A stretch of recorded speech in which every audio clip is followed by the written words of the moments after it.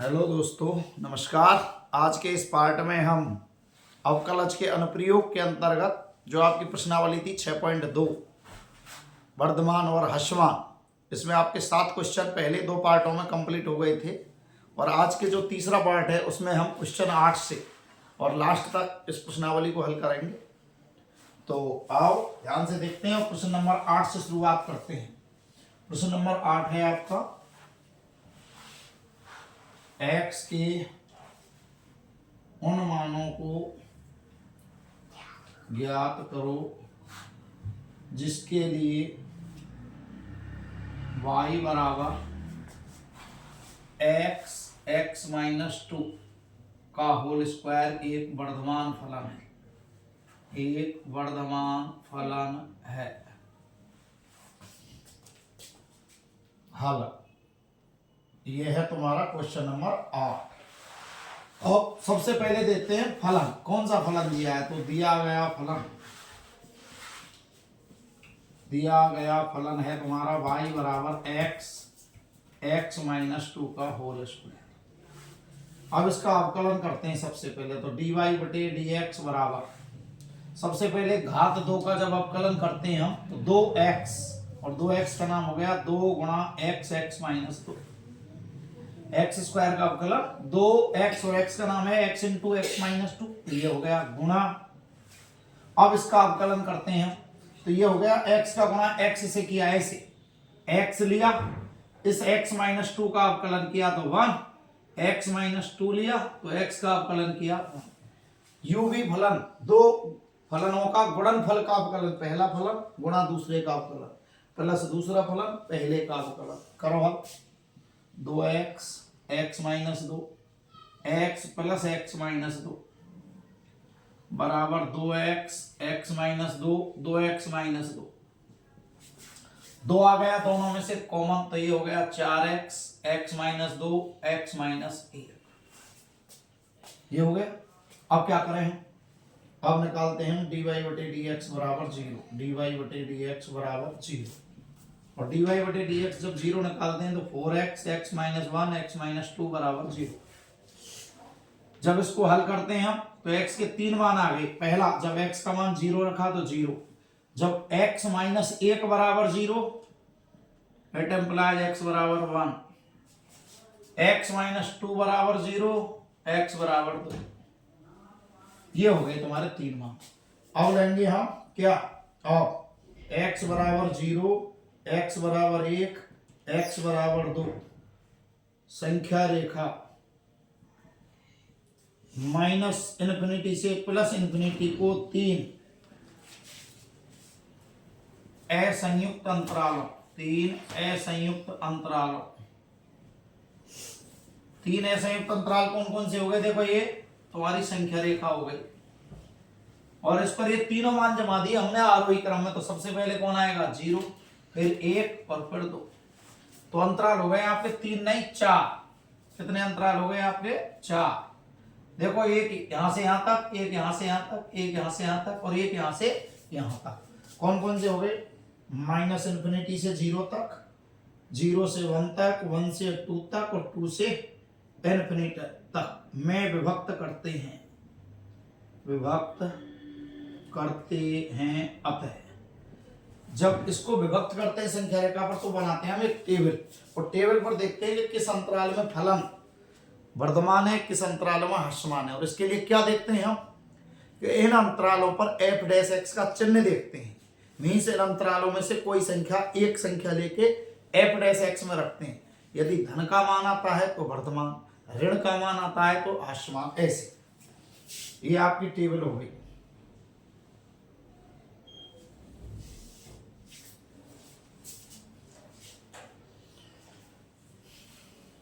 ये आपकी टेबल हो गई ऐसे। ये तो हो गए तुम्हारे अंतराल,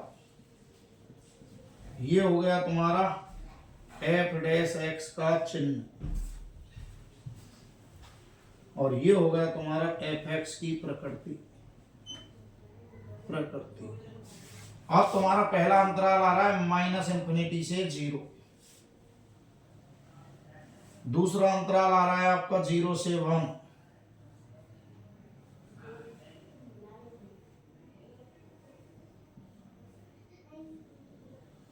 तीसरा अंतराल आ रहा है आपसे 1 से 2 और चौथा अंतराल आ रहा है 2 से इन्फिनिटी। रखो माइनस इन्फिनिटी से 0 के बीच की कोई संख्या रखनी है आपको, किसमें? एफ डैश एक्स में। एफ डैश एक्स कहाँ है आपका? ये रहा, ये डाल दिया मैंने नंबर 1। ये चल रहा है तुम्हारा dy बटे dx, या इसको ये कहते हैं एफ डैश एक्स या dy बटे dx। रखें ध्यान से देखो, y को क्या कहते हैं हम? F x. चलो आगे यहां रखना है माइनस इन्फिनिटी से 0 के बीच, जैसे -1 आता है इसके बीच में, इनके बीच में -2 आता है, -10 आता है, कोई एक संख्या -1 रख ली तो देखो 4 का मान प्लस, -1 आते ही माइनस, -1 और -2 -3 पर माइनस, -1 -2 ये भी माइनस, तो ये एक प्लस और बाकी के सब माइनस, तो ये हो गया देखो प्लस माइनस माइनस माइनस, सब तीनों का गुणा करो चारों का, तो ये आ गया माइनस, और माइनस को कहते हैं लेस देन 0। अब आता है 0 से 1 के मध्य, 0 से 1 के मध्य ले लिया 0.5, 0.5 पर देखो ये प्लस 0.5 पर, 0 से बड़ा है तो 0.5 प्लस का, 0.5 में से जैसे ही 2 घटाएंगे तो माइनस, 0.5 में से 1 घटाएंगे तो माइनस, तो क्या हो गया? प्लस प्लस माइनस माइनस, चारों का गुणा करो, धनात्मक, लेस देन 0। 1 से 2 के बीच में जैसे आपने ले लिया 1.5, तो 4 धन का, 1.5 धन का, 1.5 में से 2 घटाए तो माइनस का, 1.5 में से 1 घटा प्लस का, तो 1 माइनस और बाकी के सब plus, plus plus minus plus, ये हो गया लेस देन 0। 2 से इन्फिनिटी, 2 से ज्यादा, 2.5 ले लिया, 2.5 पर देखो ये धन, ये धन, 2.5 में से 2 घटाएंगे तो धन, 2.5 में से 1 घटाया तो धन, plus plus plus plus greater 0, less than 0 आते ही क्या हो गया? हास्यमान, ये वर्धमान, ये हास्यमान और ये वर्धमान। ओके, तो इसने क्या पूछा है कि जिसमें ज्ञात कीजिए कि फलन एक वर्धमान हो, तो क्या लिख सकता हूं? स्पष्टतः किसमें? एक तो है 0 से 1 में और एक है आपका 2 से इन्फिनिटी में, तो दोनों के मध्य लगा दिया यूनियन में फलन वर्धमान है। ये आपका आराम से आंसर हो गया। अब आते हैं अगला क्वेश्चन।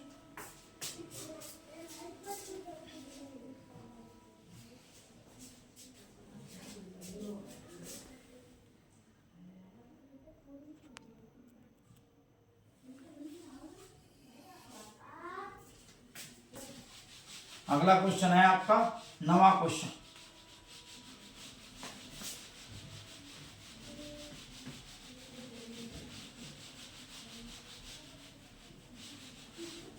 क्वेश्चन नंबर 9 है आपका, सिद्ध कीजिए, सिद्ध करो 0π/2 में,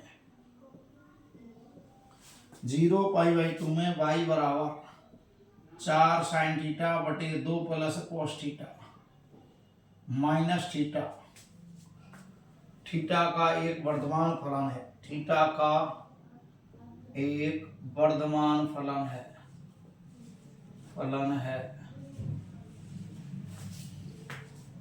देखो आपको भाई क्या दिया हुआ है, ये सबसे पहले निकालेंगे dy बटे dx,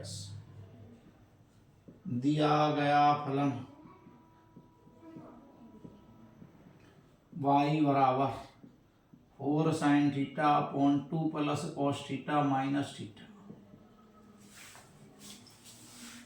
अब dy बटे डी थीटा निकालेंगे सबसे पहले, dy बटे डी थीटा बराबर, इसमें तो लग गया अंश बटे हर, अंश सबसे पहले हर लेते हैं और अंश का अवकलन, तो अवकलन को कैसे? थीटा के सापेक्ष, तो डी बटे डी थीटा किसका अवकलन? 4 sin थीटा का, माइनस अंश लिया 4 sin थीटा, अवकलन किसका? 2 प्लस cos थीटा का, और बटे में हो गया हर का होल स्क्वायर, तो 2 प्लस cos थीटा का होल स्क्वायर। ये लिया हर, अंश का अवकलन, माइनस अंश लिया हर का अवकलन, 2 प्लस cos थीटा का अवकलन, और बटे हर का स्क्वायर। और थीटा का थीटा के सापेक्ष करते हैं तो अवकलन आता है 1। और लिखना चाहें आप तो लिख सकते हैं डी बटे डी थीटा और थीटा। अब आराम से इसको हल करो। 2 प्लस कॉस थीटा गुणा 4 साइन थीटा का हो गया 4 कॉस थीटा, 4 साइन थीटा, 2 का हो गया 0 और कॉस थीटा का हो गया माइनस साइन थीटा, बटे में आ गया तुम्हारा 2 प्लस कॉस थीटा का होल स्क्वायर और थीटा का अवकलन हो गया 1। अब इसको हल करो। 4 दूना 8 cos theta plus 4 cos square theta plus 4 sine square theta बटे 2 प्लस कॉस थीटा का होल स्क्वायर माइनस 1। ये आ गया तुम्हारा एलसीएम 2 प्लस कॉस थीटा का होल स्क्वायर। यहां से क्या बच गया तुम्हारा 8 कॉस थीटा, इन दोनों में से 4 आ गया common, cos square plus sine square.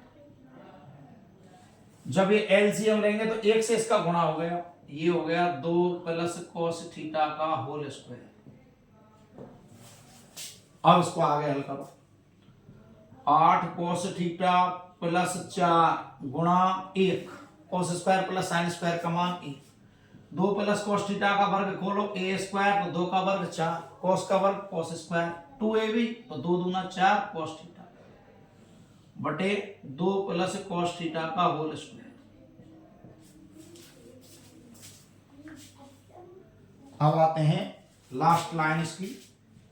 8 cos theta plus 4 minus cos square theta minus 4 cos theta बटे में 2 प्लस कॉस थीटा का whole square.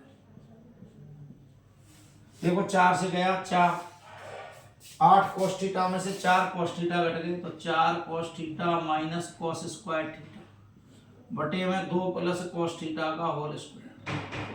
Cos theta common 4 minus cos theta बटे में 2 प्लस कॉस थीटा का होल स्क्वायर।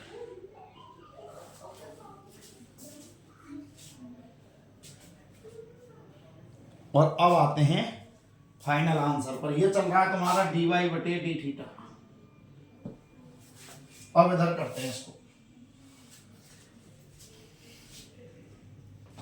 ये इधर करते हैं अब इसको।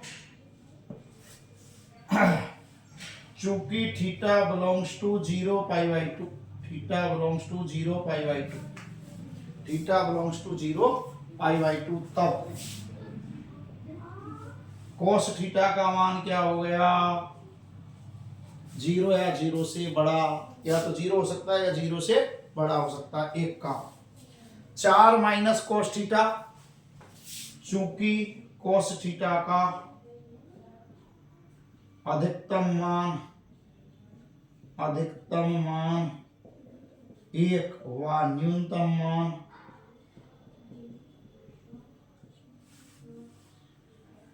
-1 होता है, अतः 4 प्लस कोस थीटा एवं 4 प्लस कोस थीटा का मान भी क्या होगा 0 से बड़ा, और 2 प्लस कोस थीटा का वर्ग जो है 2 प्लस कोस थीटा का जो वर्ग है उसका मान भी क्या हो गया धनात्मक। 2 प्लस कोस थीटा का वर्ग भी क्या है धनात्मक।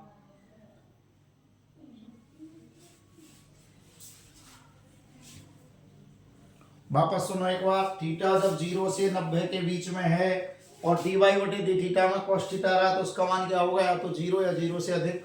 4 माइनस cos थीटा सदैव धनात्मक है क्योंकि इसका अधिकतम मान 1 होता है, और इसका न्यूनतम मान भी लगाएं तो उसका मान कम से कम -1 होता है, तब भी इसका मान 1 तो आएगा।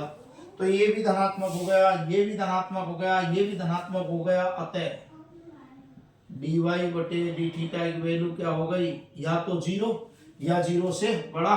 इट इम्प्लाइज फलन वर्धमान, इट इम्प्लाइज फलन वर्धमान। ये आपका आंसर हो गया। फलन कैसा हो गया वर्धमान। क्लियर। चलो अब आते हैं question number 10।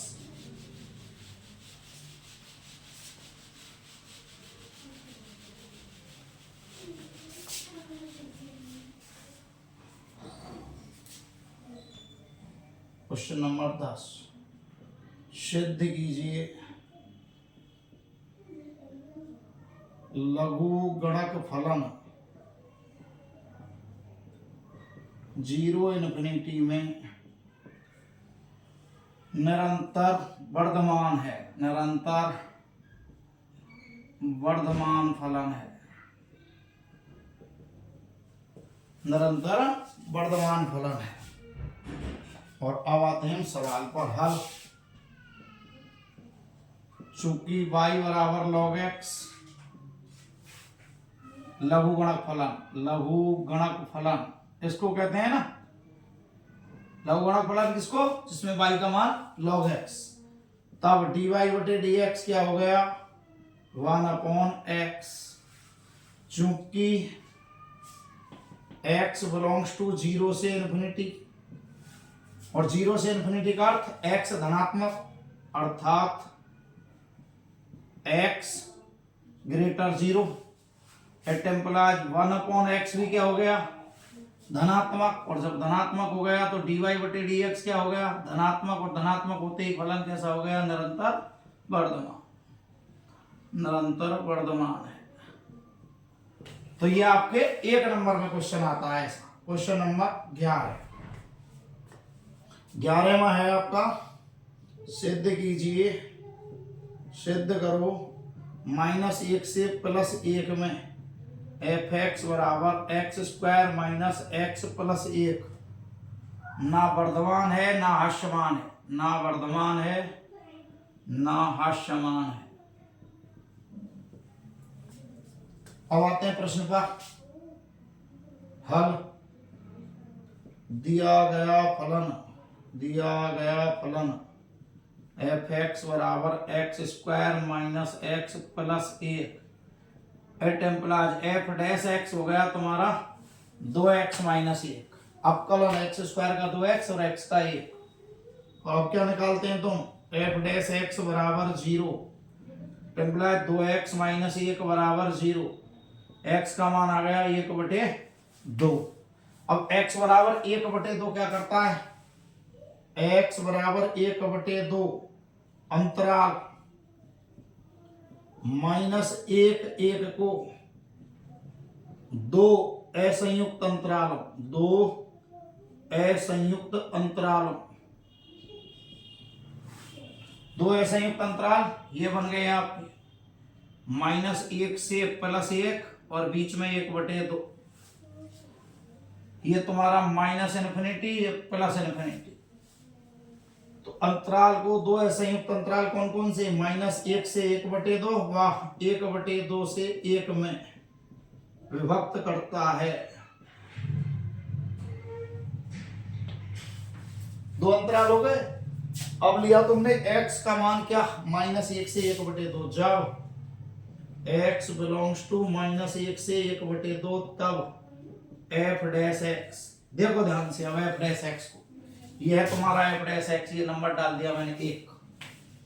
x belongs to -1 से 1/2 के बीच में कोई भी राशि लो, जैसे ले लिया आपने 0 और 0 का यहां रखा, 2 × 0 0, 0 में से 1 घटा, माइनस का चिन्ह बच गया, क्या आ रहा है <0 ऋणात्मक, और ऋणात्मक होते ही क्या हो गया निरंतर हास्यमान। पहली, और जब x बिलोंग्स टू 1/2 से लगाकर 1 तब f'(x) 1/2 का मतलब 0.5 से बड़ा और 1 से छोटा है, आपने ले लिया 0.6। 0.6 को यहाँ रखो, 0.6 का 2 से मल्टीप्लाई करो 1.2, और 1.2 में से 1 घटाएंगे 0.2 प्लस का हो गया, मीन्स धनात्मक, धनात्मक होते ही निरंतर वर्धमान। अब एक बात बताओ, यहां से यहां तक क्या हो गया हास्यमान, यहां से यहां तक क्या हो गया वर्धमान, और उसने प्रश्न यहां से यहां तक का पूछा है। जब यहां से यहां तक का पूछेगा तो आधे में वर्धमान, आधे में हास्यमान, तो ना तो उसको वर्धमान ही कह सकते ना उसको हास्यमान ही कह सकते। तो स्पष्टतः x बिलोंग्स टू -1 से 1 में फलन ना वर्धमान है ना हास्यमान है, ना हास्यमान है। फलन ना वर्धमान है और ना हास्यमान है। अब आते हैं हम प्रश्न नंबर 11। प्रश्न नंबर आ रहा है 12वां, निम्न में से कौन से फलन अंतराल दिया है आपको, निकालना नहीं है आपको, केवल dy/dx चेक करना है। किस अंतराल में? 0 से π/2 में धन का आता है कि ऋण का आता है? ऋण का आता है तो हास्यमान है। तो आपको केवल और केवल इस अंतराल में 4 ऑप्शन चेक करने हैं। तो पहला ऑप्शन, जब y बराबर cos x it implies dy/dx बराबर हो गया minus sine x, minus sine x। x का मान क्या दिया है? 0 से 90, x बिलोंग्स टू 0 π/2 में। साइन x कैसा होता है? साइन x, खाली साइन x धन का, तो ऋण का साइन x का जब गुणा किया ऋण का तो ये हो गया लेस देन 0। लेस देन 0 हो गया मतलब dy/dx का मान क्या हो गया? Less than 0। वापस सुनो, पहला फर्स्ट क्वाड्रेंट में साइन धन का, लेकिन ये साइन नहीं है, माइनस साइन है। किसका हो गया? ऋण का गुणा करते हैं तो इसको चिन्ह को बदल देते हैं, धनात्मक वो ग्रेटर है लेस देन, और ये dy/dx less than 0। Less than 0 होते ही क्या हो गया? हास्यमान। लेस देन 0 होते ही फलन कैसा हो गया? हास्यमान। एक तो ये हो गया फर्स्ट। सेकंड, जब y बराबर cos 2x it implies dy/dx बराबर हो गया -2 sin 2x। cos का अवकलन माइनस साइन x और 2x का अवकलन 2। अब देखो तुम ध्यान से कि ये मान किसका दिया उसने? x का, 0 से π/2। लेकिन अब के तुम्हारा x नहीं है, 2x है, तो 2x की वैल्यू क्या हो गई? 0 से पाई, 0 से पाई, और 0 से पाई में और 0 पाई में साइन थीटा कैसा होता है? धनात्मक। 0 से पाई में साइन थीटा कैसा होता है? धनात्मक। मीन्स इस कोण का मान क्या हो गया? धनात्मक। जब ये धनात्मक हो गया साइन थीटा और ऋण का गुणा करेंगे तो -2 sin 2x क्या हो गया? Less than 0। लेस देन 0 होते ही dy/dx 0, मीन्स कैसा हो गया? हास्यमान। दूसरा भी कैसा हो गया? हास्यमान। क्लियर? तीसरा प्रश्न आ रहा है आपका, y बराबर cos 3x dy/dx हो गया तुम्हारा -3 sin 3x। और तुम क्या कह रहे हैं कि x किस में बिलोंग कर रहा है? 0 π/2 में, तो 3x किस में बिलोंग करेगा? 0 से 3 π/2। 0 से 3 π/2 और 0 से 3 π/2 तीन क्वाड्रेंट हो गए, चूंकि फर्स्ट और सेकंड 0 से π/2 एवं π/2 से पाई में साइन थीटा धनात्मक हुआ। तीसरा क्वाड्रेंट पाई से 3 π/2 में ऋणात्मक होता है, ऋणात्मक होता है।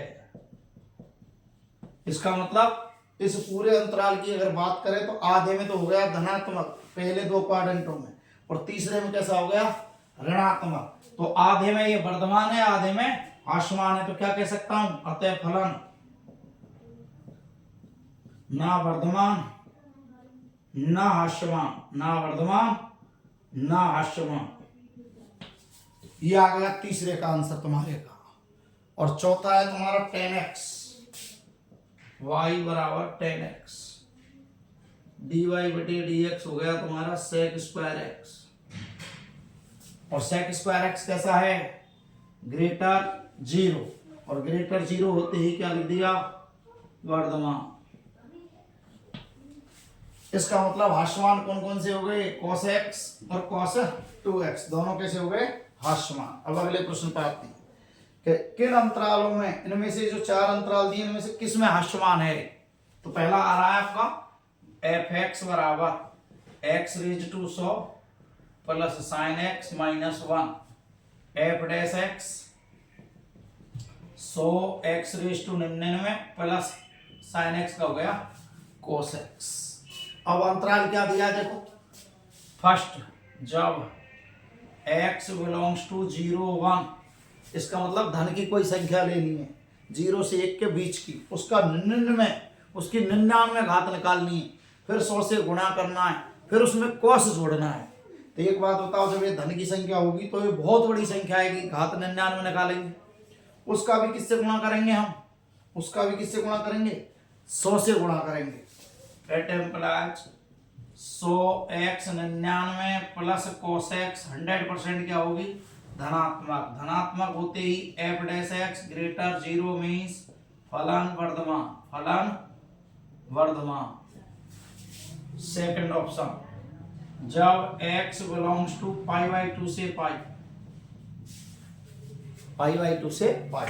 अब पाई का मान कितना होता है, 3.14, 2 का भाग लगाएंगे तो 1.57 और ये 3.14। इसका मतलब ये संख्या तो 1.5 से 3.1 के बीच में हो गई, और 1.5 से 3.1 के बीच में जैसे 1.6 लिया और उसकी घात निकाली 99, तो बताओ कितनी आएगी, और उसमें फिर भी 100 का गुणा, तो ये 100% धनात्मक हो गई।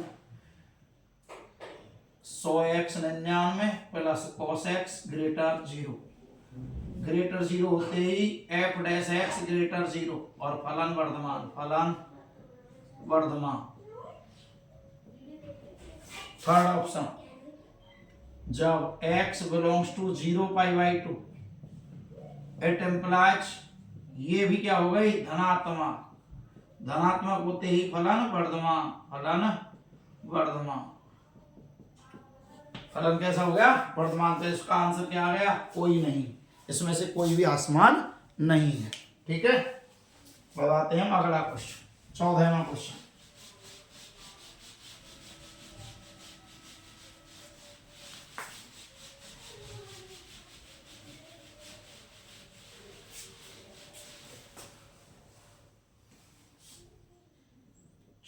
क्वेश्चन, ए का वह न्यूनतम मान ज्ञात करो, वह न्यूनतम मान ज्ञात करो जिसके लिए अंतराल 1-2 में f(x) बराबर x² प्लस ax प्लस 1 से प्रदत्त फलन निरंतर वर्धमान है, निरंतर वर्धमान है। प्रश्न देखो, ये फलन दिया है, अंतराल भी तुम्हें दिया है, और पूछा क्या है, इस a का मान ज्ञात कीजिए जिसके लिए यह निरंतर वर्धमान होगा। अब हम जानते हैं कि निरंतर फलन वर्धमान कब होता है, जब f dash x greater 0 means धनात्मक होता है। तो हमें हर हाल में इस अंतराल में क्या निकालना है, f डैश x ग्रेटर 0। तो जब इसको हल करते हैं हम, तो ये तो हो गया हमारा f(x) x² plus ax plus 1। f dash x की जो वैल्यू हो गई वो हो गई 2x प्लस a, एक नंबर डाल दिया इस पर समीकरण। चूंकि x किसमें बिलोंग कर रहा है, 1 और 2 में, तो इसको ऐसे लिख सकते हैं हम, x का मान 1 और 2 के मध्य। लेकिन हमें लाना है 2x का मान, तो 2 से गुणा कर दिया, 2 से गुणा करने पर अब हमने इसमें a जोड़ दिया, a जोड़ने पर, जब a जोड़ते हैं तो ये 2 प्लस a और ये हो गया तुम्हारा f dash x।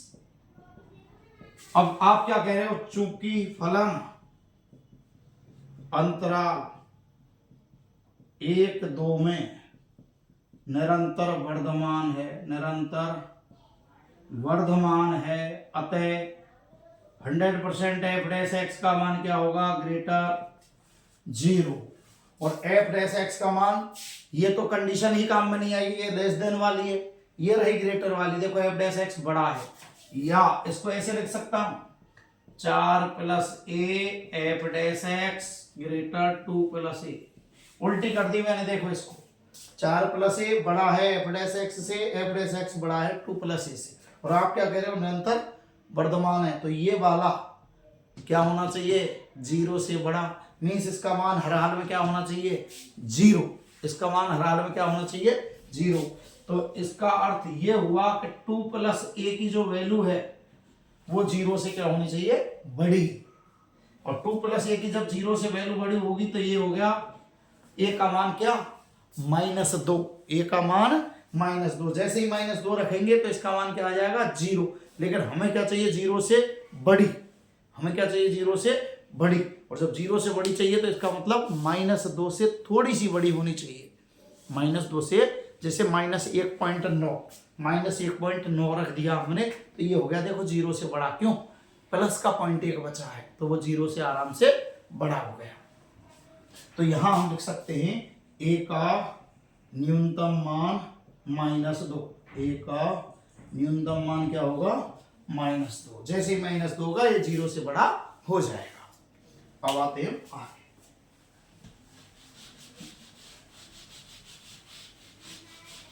Question number है आपका 15। अंतराल -1 से असंयुक्त अंतराल आई हो तो सिद्ध करो आई में f(x) बराबर x + 1/x निरंतर वर्धमान है। निरंतर वर्धमान है।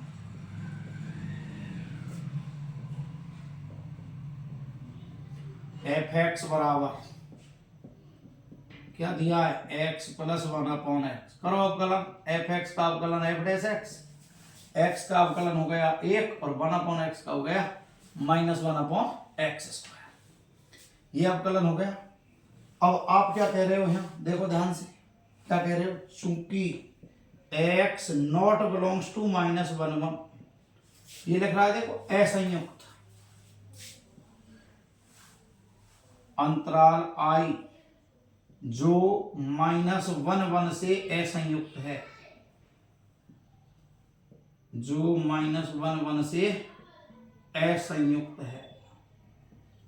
ये लो I में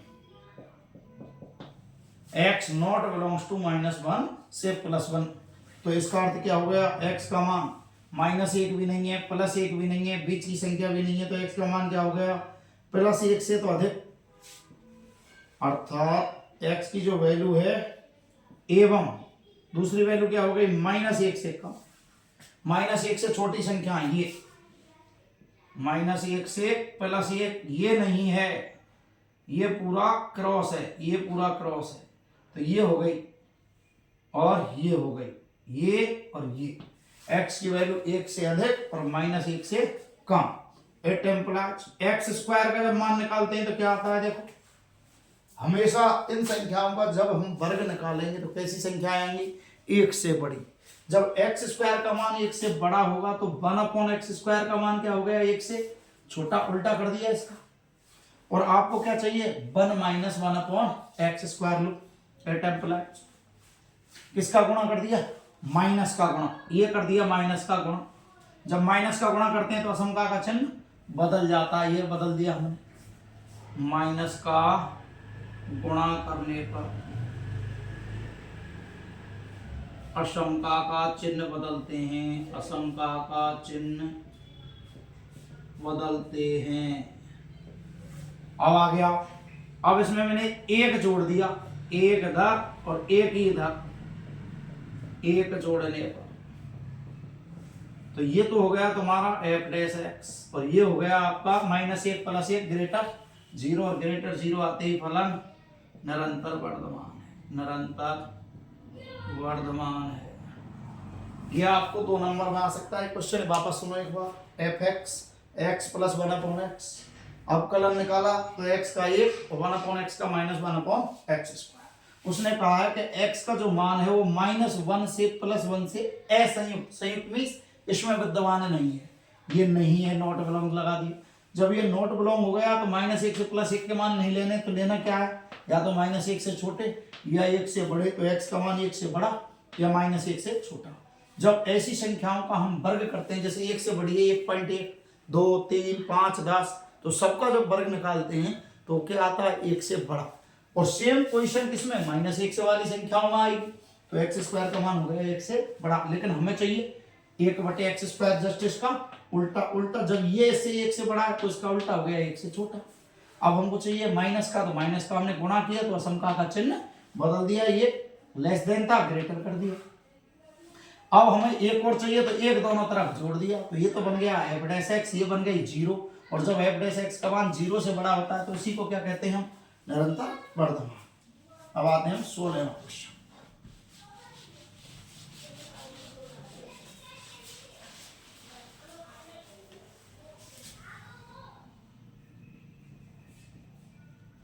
f(x) बराबर log sin x, तो सिद्ध करो 0π/2 में निरंतर वर्धमान व π/2 से पाई में निरंतर हास्यमान।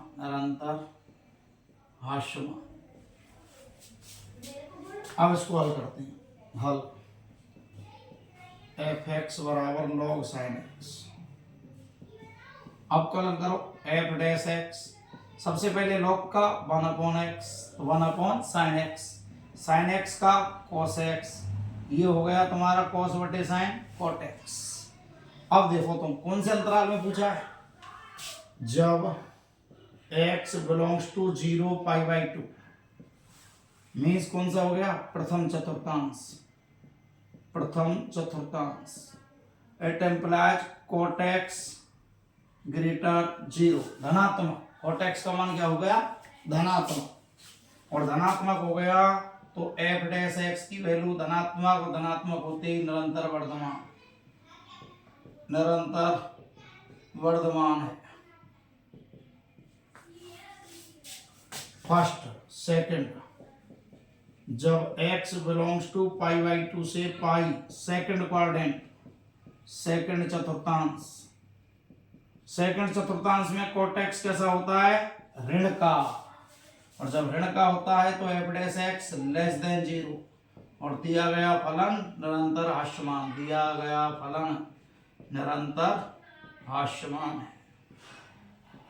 ये लो भाई, ये तो सीधे बिल्कुल, फर्स्ट में cot x धन का होता है और सेकंड में cot x ऋण का होता है, तो ये हास्यमान हो गया, ये वर्धमान हो गया। अब आते हैं हम अगला क्वेश्चन। अगला क्वेश्चन है आपका 17वां। सिद्ध करो f(x) बराबर x³ minus 3x² plus 3x minus 100 Varthaman है। f(x) बराबर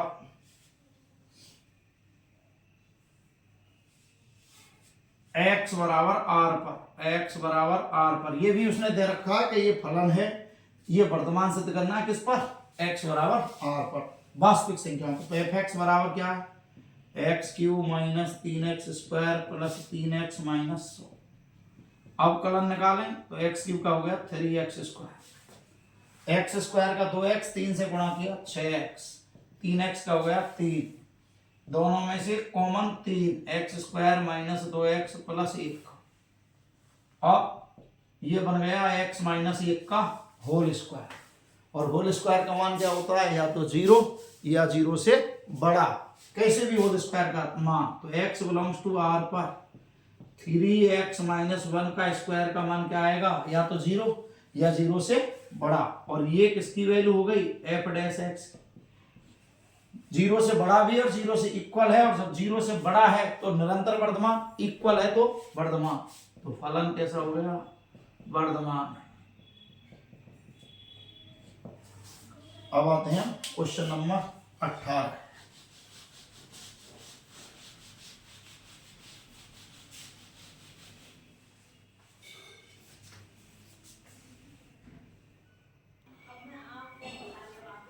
देखो प्रश्न नंबर 18 में क्या है तुम्हारा, सिद्ध कीजिए फलन f(x) बराबर log मापांक cos x। देखो ध्यान से, f(x) बराबर log मापांक cos x बराबर जब x की वैल्यू क्या होगी 0 से π/2, और जब 0 से x की वैल्यू π/2 होगी इट एम्प्लाइज cos x कैसा हो गया, धन का।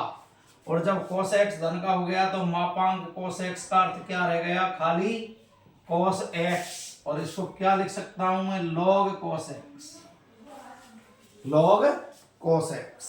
अब आते हैं अगला, x बिलोंग्स टू 3π/2 से 2π, और 3π/2 से जब मैं 2π की बात करता हूं, 3π/2 से जब मैं 2π की बात कर रहा हूं, इट एम्प्लाइज cos x, इसमें भी कैसा है, धन का। और जब धन का है तो मापांक cos x का मान क्या हो गया, cos x। ये हो गया, तो इसका मान भी log cos x, इसका मान भी log cos x।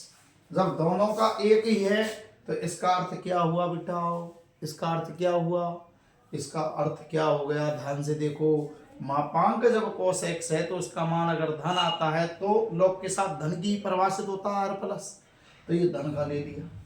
अगर माइनस का आता तो इसके साथ एक माइनस का गुणा करना पड़ता, तो दोनों का आंसर ये की आएगा। ये तो क्यों, log cos x दोनों का मान हो गया दोनों अंतरालों में। तो ये 3π/2 से जो 2π आपका दिया हुआ है ये नहीं है, ये है इसका सही प्रश्न π/2 से π, π/2 से π। अब मैं इसको π/2 से π कर रहा हूं, देखो जैसे ही π/2 से π हुआ तो इसका मान क्या हो गया, cos x का मान ऋणात्मक, और cos x का मान ऋणात्मक तो मापांक cos x का मान क्या हो गया, minus cos x, minus cos x। और अब आते हैं प्रश्न पर, f(x) बराबर log cos x, कब, जब x belongs to 0π/2। First condition, f' बराबर 1/cos x गुणा माइनस साइन x। log का हो गया 1/cos और इसका हो गया माइनस साइन, तो ये हो गया माइनस साइन x बटे cos x, ये आ गया माइनस 10x, ये आ गया माइनस 10x। हो गया क्लियर। जब माइनस 10x हो गया और x की वैल्यू क्या है, 0 से π/2 मीन्स फर्स्ट चतुर्थांश, और जब फर्स्ट चतुर्थांश है 10x कैसा हो गया, धनात्मक, ऋण 10x कैसा हो गया, ऋणात्मक। 10x का मान क्या है, धनात्मक, और जब इसमें माइनस का गुणा किया तो ये ऋणात्मक। किसका मान, f' का मान लेस देन 0, और लेस देन 0 हो गया तो क्या हो गया, निरंतर हास्यमान, निरंतर हास्यमान। एक चीज के लिए, दूसरी चीज पर आओ, f(x) बराबर क्या चल रहा है तुम्हारा, log minus cos x, log minus cos x, log minus cos x, ये चल रहा है ना। आते हैं, अच्छा वो 3π/2 से 2π वाला है, उसमें भी हो सकता है ये सवाल, क्यों, कि 3π/2 से 2π में तो यहाँ तो हो जाएगा log cos x, लेकिन यहाँ चेंज हो जाएगा बेटा, 3π/2 से 2π कर देते हैं इसको, 3π/2 से 2π, 3π/2 से 2π, और ये cos x धन का। प्रश्न ही गलत है इसका, किसी किताब में कुछ दिया है, किसी किताब में इसका कुछ दिया है, और ये log cos x वापस लिख दिया, वही 3π/2 से 2π। f(x) बराबर क्या चल रहा है, log cos x, f' अभी निकाला है आपने 1/cos x minus sine x, ये हो गया माइनस 10x। अब आते प्रश्न पर, जब x बिलोंग्स टू 3π/2 से 2π मीन्स कौन सा क्वाड्रेंट हो गया, फोर्थ क्वाड्रेंट। याद करो फोर्थ क्वाड्रेंट में 10x कैसा होता है, लेस देन 0, ऋणात्मक, और जब ऋणात्मक होता है ऋण का गुणा करेंगे तो ये क्या हो गया, धनात्मक, और धनात्मक हो गया तो f' क्या हो गई, ग्रेटर 0, और ग्रेटर 0 होते ही निरंतर वर्धमान, निरंतर वर्धमान। वापस एक बार फिर सुनो, 0 से π/2 लिया आपने फर्स्ट क्वाड्रेंट, और फर्स्ट क्वाड्रेंट में सारे मान कैसे होते हैं, धन के, तो मापांक cos x का मान भी क्या हो गया, धन, क्योंकि मापांक में मान जब ऋण आता है तब एक माइनस का गुणा करते हैं, धन पर कोई परिवर्तन नहीं होता, तो cos x हो गया, मापांक घट गया, cos x रह गया। 3π/2 से 2π चतुर्थ क्वाड्रेंट, और चौथे क्वाड्रेंट में cos x धन का, ये फर्स्ट क्वाड्रेंट, ये हो गया तुम्हारा फोर्थ क्वाड्रेंट, फोर्थ चतुर्थांश, इसमें भी धन का इसमें भी धन का, तो मापांक पर कोई इफेक्ट नहीं पड़ेगा। लेकिन जब एफ डैश एक्स निकालते हैं तो ये क्या होता है -10x, और -10x जब आएगा तो पहले में 10x धन का, ऋण का गुणा करेंगे तो ऋण का, और ऋण का होते ही हाशमान। लेकिन जब चौथे की बात करते हैं तो 10 किसका, ऋण का, और ऋण में ऋण का गुणा करेंगे तो धन, और धन होते ही निरंतर वर्धमान। अब आते हैं क्वेश्चन नंबर और लास्ट 19वां प्रश्न है आपका, जो आपके पेपर में आया था। क्वेश्चन नंबर 19, सिद्ध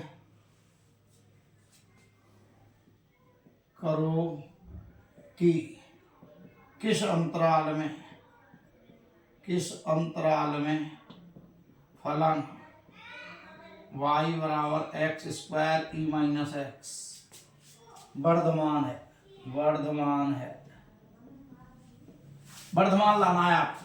कलो ऑप्शन दिए हैं इसके आपके, पहला दिया है -∞ से +∞, ऑप्शन दूसरा दिया है -2 से 0, सी ऑप्शन दिया है 2 ∞, और डी ऑप्शन दिया है 0 to 2। और हल ये हो गया आपका y बराबर x square E minus x, तो dy बटे डी एक्स निकालें इसकी। एक्स स्क्वायर लिया, ई रेस टू माइनस एक्स का ई रेस टू माइनस एक्स का minus, plus E minus x लिया, ई एक्स स्क्वायर का हो गया 2x। दोनों में से कॉमन निकालो, ई माइनस एक्स निकाल लिया और x निकाल लिया, यहां से बच गया -x, यहां से बच गया +2, x minus x plus 2 E minus x, 3 मान हो गए। इधर आते हैं, अब dy बटे डी एक्स बराबर 0, x minus x plus 2 E minus x बराबर 0। इससे हमने 3 मान निकाल लिए। देखो सबसे पहले x बराबर 0, दूसरा हो गया -x प्लस 2 बराबर 0 या x बराबर 2, और तीसरा हो गया e माइनस एक्स बराबर 0, तो x बराबर ∞। देखो ध्यान से, e की घात -∞ होने पर 0 होता है, तो x का मान ∞, यहाँ आ गया x बराबर 2, और यहाँ हो गया x बराबर 0। 3 मान हो गए। अब इसको चेक करते हैं संख्या रेखा पर, -∞ से +∞ में 0 रख दिया और 2 रख दिया।